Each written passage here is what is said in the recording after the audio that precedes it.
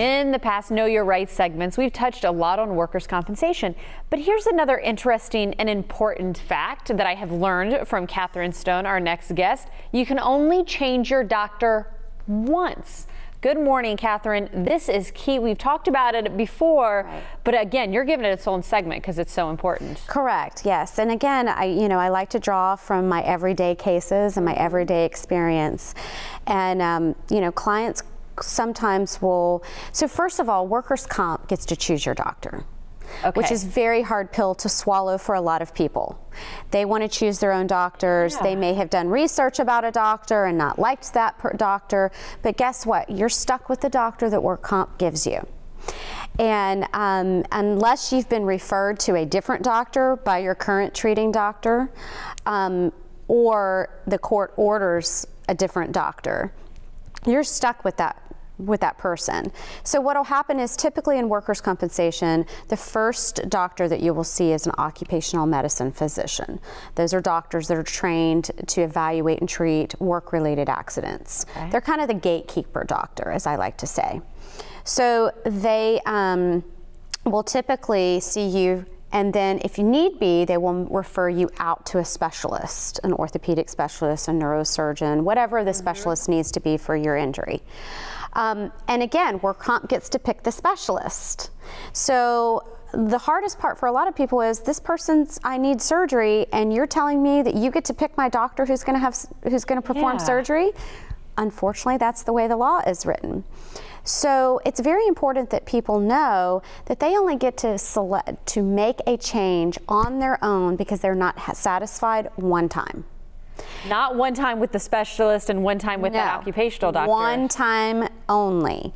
And again, that's also difficult. So what happens is a lot of times clients will come to me after they've treated with, their occupational specialist or what have you, and they've already requested their one-time change, which has to be in writing, and they've gotten another occupational doctor, and they wanted a specialist. And so they've burned their one-time change. Wow. And, so with the one-time change though, number one, it has to be in writing. And that gives the carrier 5 days, not 5 business days, 5 consecutive days to respond and authorize a new doctor. So even if you ask for a change, they have 5 days to make the selection of a new doctor. Oh, so they're still picking it for you. They're still picking it for you. Oh. Now, if for some reason, which it does happen, they do not respond or authorize a doctor within that 5 days, you get to pick. Okay. Doesn't happen very often. I would guess not. No.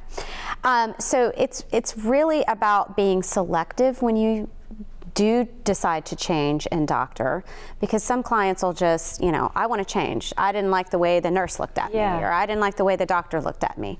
Well, that's not really a good reason to change doctors. So the one change, and it doesn't matter what kind of doctor it is, so it's better to save that change. And if you're treating with an occupational health physician, you don't get to select and change and say, I want to go to an orthopedist or I want to go to a neurosurgeon, because a recent case just came out a couple of months ago saying, no, you get to change from that type of specialist or that type of doctor to the same exact type of doctor. Wow. Again, I could see myself making changes, so I would be one that would need to call you guys because, again, Catherine, you can help navigate and help people be steered in the right direction. If you have any questions about this or any of the other topics that we've covered in our Know Your Rights segment, well, just give them a call, 1-800-BARBAS-LAW, or go to barbaslaw.com/knowyourrights. Catherine, as always, a pleasure. Thank you.